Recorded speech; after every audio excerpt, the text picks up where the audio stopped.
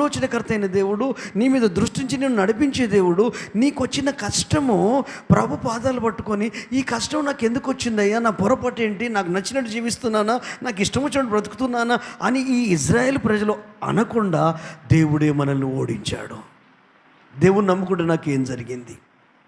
ఎవరు వీళ్ళు? ఎర్ర సముద్రం దాటిన వాళ్ళు ఎవరు వీళ్ళు? ఐగుప్తు దాటిన వాళ్ళు ఎవరు వీళ్ళు? మేఘం కింద నడిచిన వాళ్ళు ఎవరు వీళ్ళు? దేవదూతలు తినే మన్నాను తిన్న వాళ్ళు ఎవరు వీళ్ళు? దేవుని చేత నడిపించబడుతున్న జనాంగం. రక్షణ అనుభవంలో ఉన్న మన జీవితంలో దేవునికి తెలియకుండా ఏది జరగదు. ఓటమి కొన్నిసార్లు మనల్ని ఆత్మహత్యకు దారితీస్తుంది. కొన్నిసార్లు మనం అనుకున్న పనులు జరగకపోయేసరికి డిసప్పాయింట్ అయిపోతాం, డిస్కరేజ్ అయిపోతాం, కృంగిపోతాం, బాధపడతాం, తిండి తినం, భోజనం చేయం.